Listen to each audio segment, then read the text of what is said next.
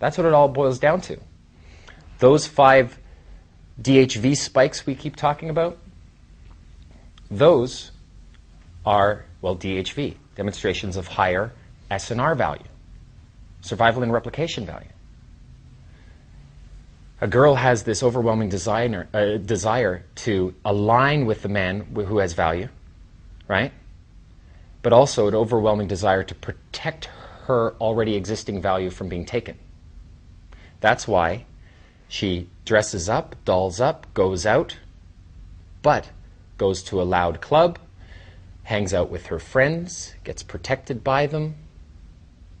So she has a balance, an equilibrium, a dynamic homeostasis between aligning with others and running away. In the same way that even our attraction mechanism is calibrated towards that. We see a girl, we have an overwhelming desire to align with her. And the minute that I bump you and say, go for it, is an overwhelming desire to protect that which you already have, right? Now, I'm going to zoom a little bit further into this fear of the approach, because it's not just about fear of losing your pre-selection. But that is a huge thing, right? If you're not pre-selected, the woman's not going to find you attractive. In a small town, you're not having sex anymore. That's a reason to fear it. Here's another one. What if she's taken? The man who feels like he owns her and is in possession of her will defend his right to keep her. He will work to save his investment. If you have a girlfriend and some guy steps up, starts hitting on her, you're like, hey, buddy, right? You're going to step up. Over 1 million human beings are in jail right now because of the hardwired circuit to kill another human. This is Vegas. Everyone's going to be happy. You can act drunk. There's plausible deniability in that. Oh, hey, buddy, you know what? I'd love to fight, but I'm sick to my stomach, and it wouldn't be right. It would be so unfair of you. That's all you have to do. Yeah, buddy, I love you, man. Serious. It's this weird feeling of love. Now, I took X, but I love you. See? You can get out, no matter what. You can be the smart person. You can say anything in field. But yes, you can be seriously hurt. So imagine if we can, when we go into a set, and there will be guys there, we don't know what the relationships are yet. What if we were to disqualify ourselves first from being considered a potential suitor? Not only would it trigger the pre-selection attraction switch in a woman, because we're not hitting on her, right? But it'll also disarm all the obstacles, all the friends, from thinking we're after her like the last guy or the next guy, so that we can buy ourselves a minute or two more to add in or upload some DHV spikes into her brain. We don't have to talk to her directly to do that. We can talk to her friends. All I have to do is take my hat off, put it on her head for a sec, and say, I'll show you something cool in a moment. Lock her in. She's going to have to hand that hat back before she leaves. So I've locked her into her very own set. Now I can tell stories to the friends with DHV spikes built into those stories, right? That's fun. That's very social. Where I'm opening up several threads, because I only want to touch upon the logic of the theory, and then we'll zoom into it, into what the actual phases are. Then I will fill in each of these phases with gambits that you can use in field to accomplish the objective of that phase, which will get you to the very next phase. You can't skip phases, you can't go backwards. It's a timeline of 9 linear phases. 3 main stages. There's a beginning, middle, ending. The beginning pickup has 3 main phases: a beginning, middle, and ending to the pickup stage. 3 phases in mid-game: a beginning, middle, and ending. And 3 phases: a beginning, middle, and ending to seduction. And then you start a relationship. If I can give you the gambits that fill in the structure, all you'd have to do is get good at these game pieces. Ultimately, over the next 3 days, you're going to get good at about 10% of what you're going to ultimately need, for 7 hours, for all the different types of women that you're going to bump into. But with a good 30 routines, you're really going to get good at a good 25 minutes of pickup. The minimum necessary to get a phone number that's going to stick so you can get a day 2, and she's going to be into you. What I mean by into you is you're at least going to have arm in arm. You're at least going to have hugs, right? Where she accepts them, not one of those, get off me. No, but you can hold her from behind and go, oh, you're gorgeous. Okay, get off me. And then she'll come back. Or when you're sitting down, to have a girl sitting on your lap. That's a girl who's interested and comfortable enough to perhaps see you again, hang out with you with comfort. That's what we're going after here. With consistency, so that we can be the tribal leader with all the women and the options. And the option to say no. There's power in having that option to say no. You say no to a girl, and another girl sees that.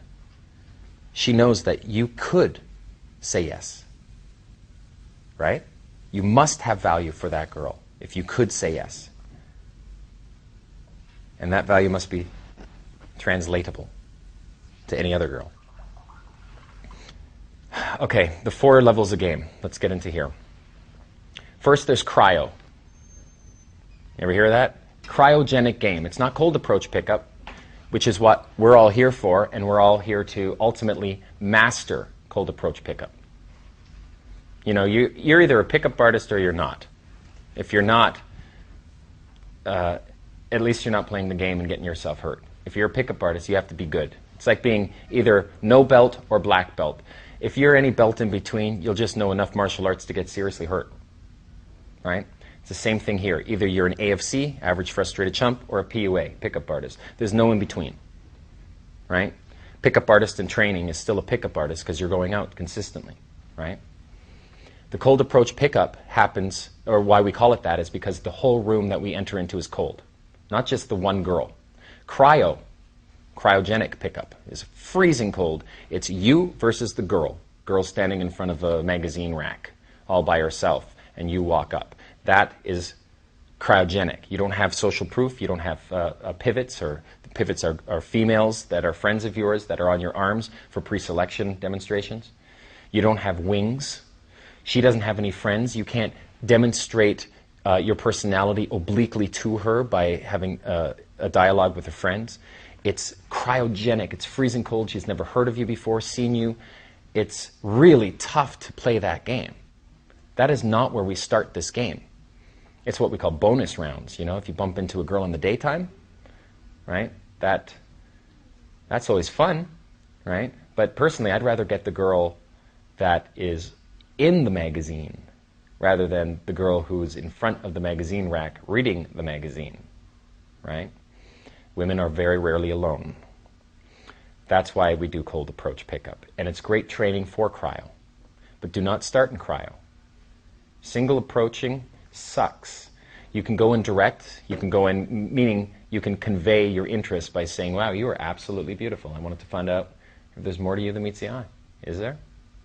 She can't help but, feel the awkwardness of that, oh, I'm being hit on, but you can recover from that because she can't be a bitch to you, which is just a protection mechanism, just so you know. Hot girls are not bitches. They're just bitches to you. That's it, for 10 minutes. Or you could shut down her bitch shield, her strategy to get rid of the bras à bord when you disqualify yourself from being considered a potential suitor, and then move forward to DHV spikes, and then as you're rolling off, you're giving subtle, calibrated roll-offs so that she feels the overwhelming desire to chase you, and then it's on. It's brilliant. So, cryo game. Cold approach. The room's cold, doors open, in I go. I'm going to enter into a group of people, and I'm going to neg the target. A neg is a statement or action one makes to briefly disqualify oneself from being considered a potential suitor. An example is blowing your nose. You're not insulting the girl by saying, here, pass me that napkin. What are you going to watch? Sicko. Blow your nose. And the reaction to a neg is laughter. If they're not laughing in reaction to your neg, you're doing it wrong. It's not an insult, right? It's just a disqualifier. You're disqualifying yourself. Too bad I'm gay or you'd be so my type. Is a disqualifier. These disqualifiers are really false disqualifiers, because if I say too bad I'm gay or you'd be so my type, later on, 10 minutes later, after I've won her over, I can say, actually, my brother's the gay one of the family. I'm the straight one. These are black nails, not pink. And I can give her the antidote to my false disqualifier. Hell, I've even had a buddy of mine, TD, Tyler Durden, he's in the book The Game. He's even played gay all the way to sex. But I thought you were gay. I was. For real. That's too much. I don't go that route. Wow. So, indirect game, of course, is where you initiate the chat. Direct game is where you just show your interest right away. Indirect game is where you initiate the chat without demonstrating interest. Indirect game is much better, in my opinion. There will be people who will fight me on that, but those people suck in field. That's the truth. Because they go in, they make the girl feel uncomfortable, and then try to jockey for position and try to get through it and barrel through it nonetheless. As opposed to initiating the chat, demonstrating higher value while, obliquely, while throwing a couple negs to disqualify yourself from being a threat to those guys who are friends with her. Pre-selection is triggered because obviously I must be accustomed to her beauty, or I wouldn't be saying, okay, don't get any ideas. It's $5 every time you touch. Well, you must be rich. I think we're going to have to start a tab. You can bump her. As you're speaking, you can accidentally rub your elbow on her and say, none of that now. Jesus, where's her off button? Buy me a drink before you hit on me. And she hasn't even said a word. You talk a lot. You can say, you talk a lot to a girl who hasn't said a word. It's funny. And it disarms everybody. Then I can DHV spike. Cold approach incorporates forwards and backwards mergings. What does this mean? If there's a group of people, I'm going to want to say to them, come on, let's go make some friends. Give me your arm. Okay, that's all you get. Give me your arm. That's all you get. Good. There are women in this room that are so jealous of you two right now. Dun, dun. You start walking with two girls. Then let's go make some friends. Or you could backwards merge, where you say, I'm going to introduce you to some good people. Don't embarrass me. Come on. And then you backwards merge into either a previously open set or the group of friends that you came with, which is ultimately a previously open set. Because the next level of implementation, first you've got your cryo game where you go up to a girl by herself. Then you've got your group approach, in cold approach, where you go into a group. Usually it's a 3-set. 2/3 of all scenarios are 3 sets. If there are guys in the set, it's called a mixed set. If it's all guys, then it's an all-guy set. Maybe the girl went to the washroom. You work the 3 guys so that when she comes back, they're already disarmed. Much better than trying to follow her when she leaves the group. Objects in motion tend to stay in motion, right? Try to stop a girl who has to go to the washroom. Try to stop a girl when she's coming back from the washroom and she's particularly hot and she feels uncomfortable and she's trying to get back to her friends, right? She's got that false time constraint in her head. It's false because, she came to a club, she's hanging out, but she just wants the safety of her own peers, right? You got forwards and backwards mergings that take place, and they're easy. We all have to do them. We'll look social, and we'll be able to build a jealousy plot line. In comfort, once you've worked a girl 25 minutes, if you can demonstrate to her that another woman wants you, she will feel a sense of jealousy. She will be surprised by it. Now, what is jealousy? It's the need to protect one's investment. She won't know she's attracted to you until she feels it. It's a part of the game plan. If you can't do it on the first day, you'll do it on the second day. If you're inviting her out and she says, can I bring a friend? You say, sure. Can I bring one too? And you make sure that the friends you bring are all girls. Girl has come out and invested in coming out to see you, and now she has to jockey for position amongst your other female friends. She's going to feel that. She needs to feel that. It's not a bad thing. She just needs to value you. She won't know she values you until her primitive brain triggers, this guy has value. You're about to lose value, to competition otherwise. So you want a forwards and backwards merge. You want to also do that because let's say you enter into a 2-set, 2 girls, or a guy and a girl. If I go into a 2-set, I can never split the 2-set.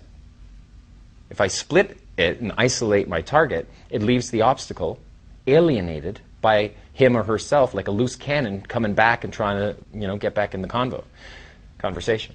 So that's why I would like to have the ability to forward merge a 2-set into a bigger set so I can occupy the obstacle, right? Because I can isolate in a 4-set. So if I take a 2-set and I enter this 2-set into a 3-set, it becomes a 5-set. I can isolate from a 5-set, keeps that obstacle occupied. Or I can take my wing, my buddy. If here's a 2-set, I bring my wing in, it turns into a 3-set, and I can isolate the target. It isn't my wing and I versus a 2-set. The game is always played by yourself. Your wing becomes a pawn in the no. A little piece of a tool for your social dynamics engineering that takes place. Forwards and backwards mergings are a part of the cold approach pickup. It's called cold approach because when you open the doors and you go into that room, it's cold. When you enter into that set, they've never had a DHV spike ever. But as the night progresses, adjacent sets will heat up. DHV spikes will be thrown into other sets obliquely by you being seen with girls. DHV spike, boom. By laughter with a group of guys, DHV spike, boom. Someone takes a picture of you. You shake hands and then walk away as if you could have been famous. They don't know. DHV spike. Laughters and smiles. Forwards and backwards mergings are fun. People want to meet other people. The best way is through what we call the warm approach. And that's the next level. So we have cryo, cold approach, warm approach. The warm approach includes online personals. It includes going to a party. It includes introductions. So you're basically doing warm approach work for others when you introduce them to other people. So imagine going into a 3-set, meeting them and saying, hey, let me introduce you to some good friends of mine. Not as an opener, but 3 to 5 minutes in, you can then move them and move them backwards, merge them into your previous set, which is maybe your wings have already been gaming, and they've got girls down, by the table that you're all pulling to. You have one sit-down location. We all go into the club. We each go into a set separately, and we pull our sets all back to the same location, and we have a party with some beautiful girls where we all have social proof. We all can have conversations with all the other girls as well. It's a nice way of showing that you hang out with good people, right? And they have warm approach introductions. I'm going to introduce you. Hey, this is this person, this is this person. Well, lovely. Girls love to meet people when it's done with respect, when it's done warmly, and when you do accomplishment introductions on the behalf of your wings. When you say, I'm going to introduce you to some very cool people, now let me catch you up to speed very quickly with them, because there was a time I didn't know who they were either, right? So I thought I'd catch you up, tell you who's the asshole and who's the good guy. When I first moved here from Toronto, my first group of friends, they weren't necessarily the friends I ever planned on keeping. I just needed to know where the laundromat was. This was like 9 years ago, when I came down with $200 free on my visa and came to Los Angeles to strike it big. And then you go up to the Hollywood sign, rub it for good luck, and everything changes. I've got, my friends and I, we've conducted a caper. I'll leave it at that. And hell, we're celebrating like the end of Ocean's 11, so nothing can wreck this day. The friends I have now, since I've carefully weeded out my social garden, they're the friends that have earned the right to be in my life. I have a great deal of loyalty for them and from them. So when I introduce you to them, will you do me a favor? Don't be a jackass. We don't need any more friends. I have a full deck. It's always nice to have a couple extra wild cards. Maybe you're a wild card.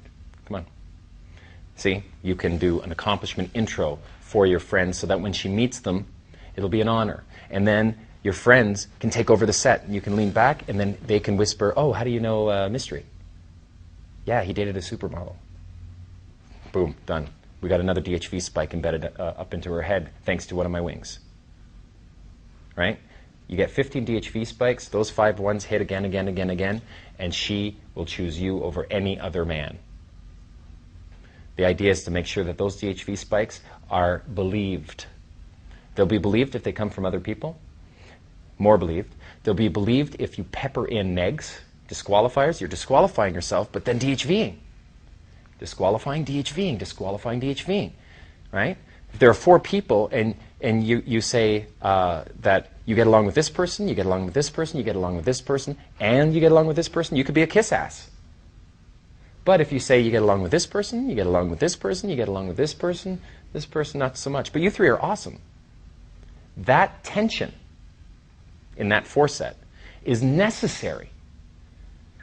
You are going to have to choose a target in every group you enter into. You've got your singles.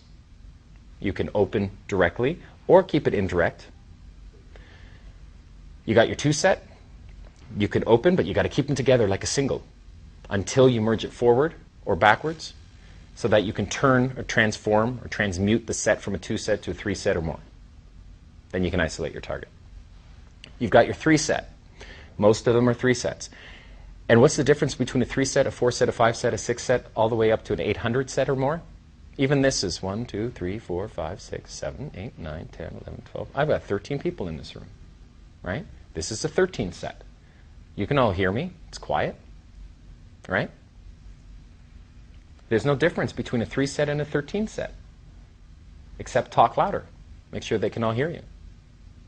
Now, if they're all sitting at a table and it's loud and this half doesn't hear you, but this half can, instead of going into the table where the target isn't in earshot of you, go into to the side of the table where she is and treat it almost like 2 separate sets, like the loud music is a curtain separating it.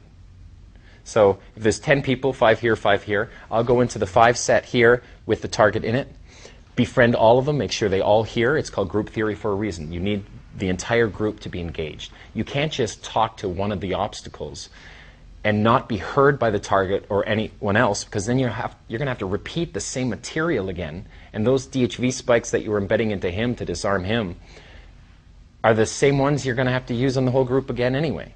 So why just work one guy? Why not just own the entire group? Only if a member of the other side of the table, of the other group basically, only if they come over will you pause your game, handle the interrupt. Shit, my 5 set's turning into a 6 set. Let's handle that. I'll teach you how to handle the interrupt. And then continue and lead the group. 3 sets, 4 sets, 5 sets, 6 sets, and on are all the same. It's called group theory. That's what we need to master. Okay? So now you know what what cryo is, you know what cold approach is, you know what warm approach is, and lastly there's hot approach or celeb game. And that's something I'm dabbling with now. So forgive me if you're going to see some of that in field. It's crazy how the hot approach, to be honest, literally last night, was it last night? Yeah, shit. Last night I was in Los Angeles, went to a club, and some girl, not particularly beautiful either, had recognized me as Mystery. And this is the first time, normally people are like, oh my God, and take pictures and all that stuff, right? And this is all relatively new in the last year and a half. She hated me. She ended up saying, will you fuck off? Fuck off. I'm like, it's a pleasure. So, let's say that I use an opener like the Girls Fighting Outside opener. I walk up to the set, over my shoulder. Oh, hey, did you guys see the Girls Fighting Outside? They go, no, what, when? These 2 girls were totally catfighting all over each other, scratching and screaming and clawing and pulling their hair. And the bouncer grabbed this one girl and tries to pull her back from the other girl, but no one was grabbing the other girl, so she keeps coming at her. And this girl, her dress gets ripped open and her boob plops out. Now notice I put a pause right there. Her boob plops out, pause. Right? I'm giving people a chance to process this and laugh. They're like, oh my God, because they picture it. Say this boob comes plopping out of her dress. Okay, notice how I made it more visual that time? And then after the pause, then I'll continue. I'll say, now you might think, ooh, hot, right? But no, this is one of those saggy, baggy boobies from National Geographic. Right at that moment, boom, they laugh again really hard. Okay? Then I turn to the girl, one of the girls, and I say, you know what? You totally look like my friend Sarah. You remind me of Sarah. And I was hanging out with her last week, and we go walking down the boardwalk. And we see this old couple just sitting together, and they look so sweet. And they're just sitting there together on the bench, and they just have this sweet look, and they look at each other. And I'm thinking to myself, when I get older, okay, now stop right there, cut. What did I open with? Sometimes the girls won't even remember at this point what I opened them with. I did the girls fighting outside opener. Said, you know, you look like my friend Sarah. She doesn't. I don't have a friend Sarah. I invented it. Okay? And that reminds me of last week. I was walking down the boardwalk with my friend Sarah. No, I wasn't. It's made up. And then we see this old couple. So I'm doing some cute little endearing story or whatever. Okay? I've already gone from this thing to that thing. And I'll even cut it there. I won't even finish the story. I'll say we see this old couple sitting together and, wait a second, are you guys really good friends? Like BFFs? You guys make the exact same facial expressions. Okay? So I'll start with an opener, get them giggling. You remind me of my friend, some story about me and my friend. It could be any story. It has relevance now because she looks like her, whatever. I get halfway into that story. I don't have to reach the conclusion. I go into the best friend test. From the best friend test, I go into, you know, this reminds me, last week I was having lunch at the W. Next story, next story, next story. I'm leading the interaction. I'm leading the conversation. I'm in control. The girls start talking to each other. Blah, blah, blah, blah, blah, blah. They kind of look at each other and start talking to each other. And I circle my finger. And back to me. So anyway, like I was saying, I'm walking down the boardwalk with my friend Sarah. Get it?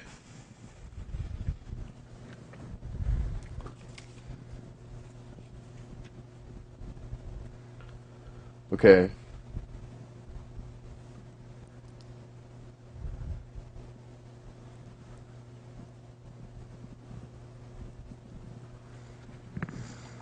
Okay, what are some other openers? So far we've talked about the opinion opener, which is invented by Style. I'll give an example of that. And we did the girls fighting outside opener, which I don't remember if that's from Swing Cat or Mystery, or I don't remember who first invented that opener. But that's sort of a situational opener, but not really. It's made up. I'm acting like it just happened, like it's part of the situation. But it really didn't. It's the same story I could use night after night after night. Okay? Here's another opener. This is my favorite new opener.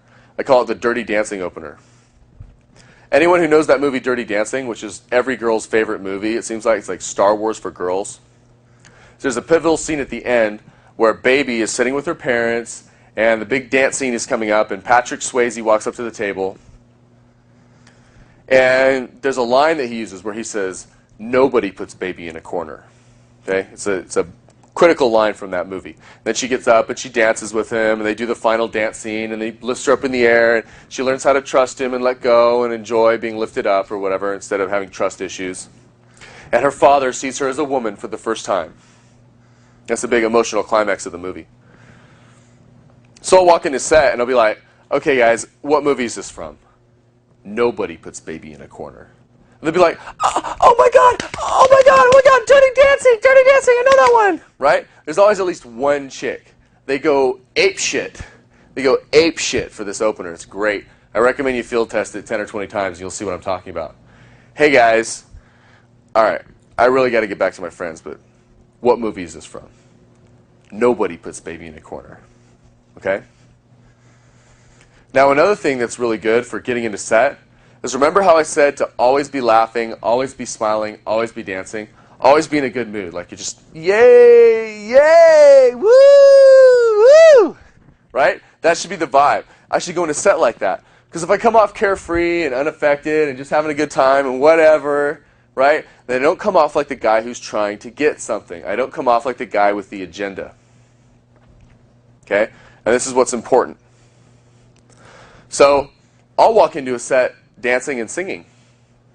Is anyone familiar with Mickey Avalon? He's got that song, Jane Fonda. It goes like this. 1, 2, 3, 4. Get your booty on the dance floor and work it out. Shake it, little mama. Let me see you do the Jane Fonda. Does anyone know that song? I'll go into set instead of dancing and shaking my ass and singing that song. We go right in between two girls. We're like, 5, 6, 7 now. If you don't know, let me show you how. And work it out. Shake it, little mama. I know you want to do the Jane Fonda. Okay? Girls love Mickey Avalon. They go ape shit. They go nuts. They're like, yeah, Mickey Avalon, woo! Woo! Like that. I'll combine those two things. I'll go in with the Dirty Dancing thing. And then I'll seek into the Mickey Avalon, Jane Fonda thing. Walk into set. Hey guys, what movie is this from? Nobody puts Baby in a corner. They're like, oh my god, Dirty Dancing. You'll be like, yeah, Dirty Dancing, you get the Mickey Avalon prize. 1, 2, 3, 4. Get your booty on the dance floor and work it out, right? And they're like, oh my god. And they'll start shaking their ass and grinding up on me and stuff. I'll be like, wait a second, get off me, get off me. You guys are really good friends, right? I won't even finish that. Right when I say that, they look at each other and they say, yeah. We're like, oh my god, you guys are awesome, come here. Give them a big hug. Boom. Push them off. All right, get off me, that's all you get. Okay? See what's really important here is the vibe. I validate, devalidate. But notice when I validate, it's because I've decided they're cool, not because I'm trying to get something. Right? I'm not saying, give me a hug. If I buy you a drink, do I get a hug? No. I'm not in that headspace. I'm more like, oh, you guys are cool. All right, I'll give you a hug, but that's all you get. Now get off me. Okay? Why do I push them off? I push them off to create feelings of comfort and safety. The same reason that I use the false time constraint. The same reason that I use the body rocking. The same reason that I use negs. Creates feelings of comfort and safety. If I'm trying to get something, well, that's scary. She's going to put up her vibe, put up her guard. Okay? But if I'm like pushing them away already, that's not scary. I'm not trying to get something. Okay? I say, wow, you girls are pretty cool. I like you guys. Come here, give me a hug. All right, now get off me. That's all you get. That creates the comfort and trust so I can come back in and escalate again. Then I push off so I can come back in and escalate again. Then push off, etc. Make sense? All these things can be stacked. Do the Dirty Dancing thing, Mickey Avalon thing, go to the best friend test, right? Do the girls fighting outside. I could do that at that point, after the best friend test. Then I'd say, oh my god, did you guys see the girls fighting outside? Okay, at this point, the set's already hooked. So like, no, what happened? Do that story. Then I'll do my little lunch of the W story. Okay? I never run out. It doesn't even really matter what I say. Even if I run out of canned routines, because I don't really like to use canned routines anyway, I'll just have fun. I'll be like, you guys are cool. This is cool. Wait, hold on a second. Well, 1 second. I'll be right back. Oh, wait a second. Let me see your hands. All right. Now turn like this. Right? I'm leading. I'm taking control. I'm being fun. But I don't act like I'm trying to get something. I'm not try hard. Not at all. Okay?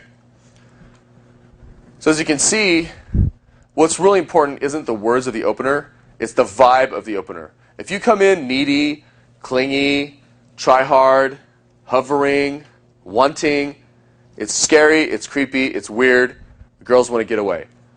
But if I come in with that yin-yang, that, oh, I'm a lot of fun, but I don't care what happens, nothing's a big deal or whatever, but I'm having a really good time, then they get sucked in like moths to the flame.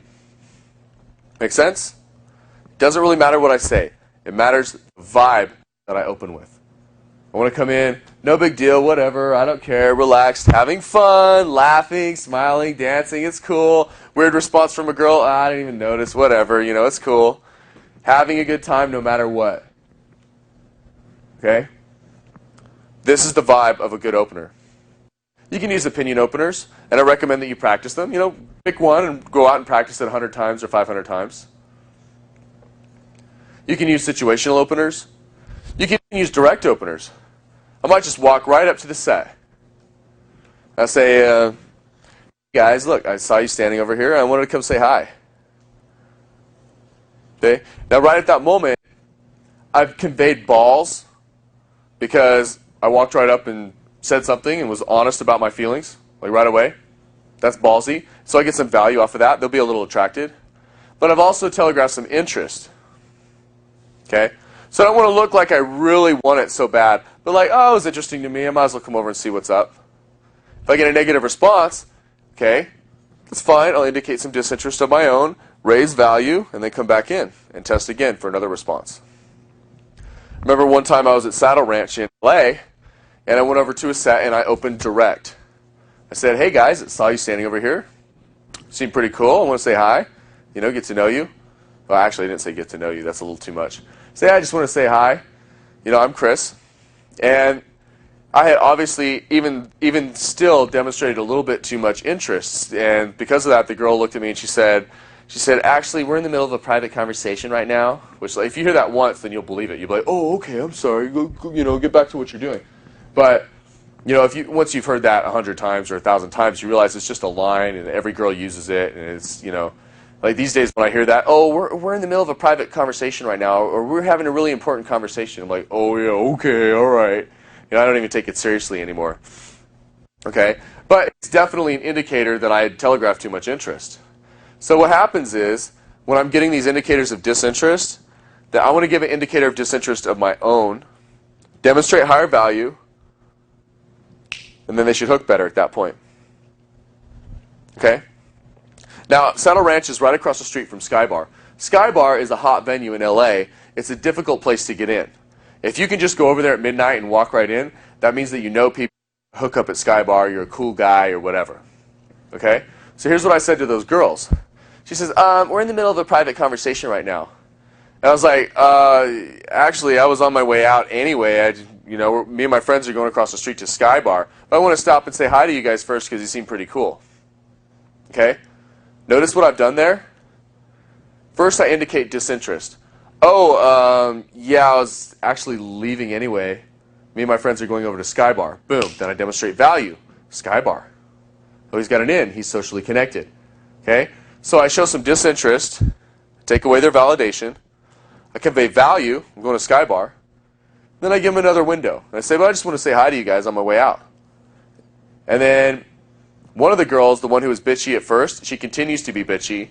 And she says, okay, well, nice to meet you, whatever. But the other girl hooks. She goes, I'm Sunny. What's your name?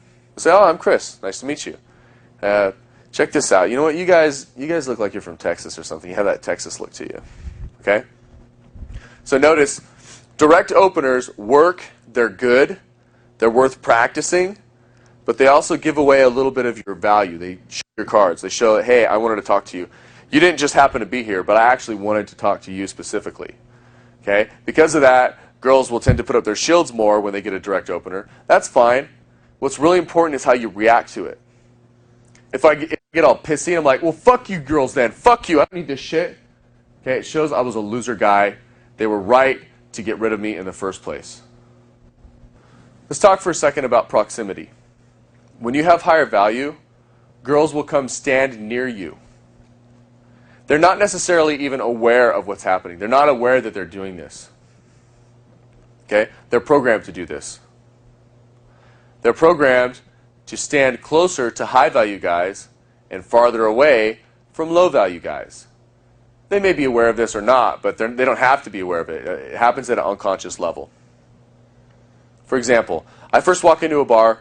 I'm not necessarily a high-value guy. I'm just some guy in a bar. Then I open a set. This actually happened in London, by the way.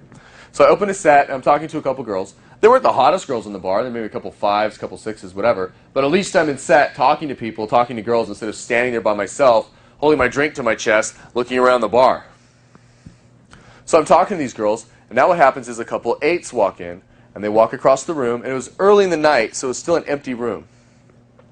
They come walking across the room, and they walk right by where me and my girls are standing, and they stop, wait a second, and then they continue walking. They stopped right there where I was. Okay? So I'm gonna do this. I'm gonna actually walk and show what they were doing. Okay? So she goes walking across the room. She gets to where I am. She stops. And then she continues walking across the room. Why did she stop there? Why did she stop at that spot? She may not even remember that she did it. It was programmed in. At an unconscious level, some part of her brain says, ooh, a guy with girls. Pre-selection, right? Higher value guy. Stop nearby, give him proximity, and continue walking. Okay? You ever notice that if there's a couple empty spots at the bar and you go up to buy a drink, you tend to be standing in the empty spot where there's a hot chick nearby. I could have stood over there, but instead I stood here where there's a hot chick. This sort of thing is built in. It happens even if you're not aware that you're doing it. Same thing for girls. Girls will give proximity to high-value guys. If you're standing in the bar, and you notice a couple girls standing nearby, they tend to get to about 4 feet away, 5 feet away, maybe even up to 8 feet away. They'll reach this perimeter and they'll stop. They won't come in any closer than that.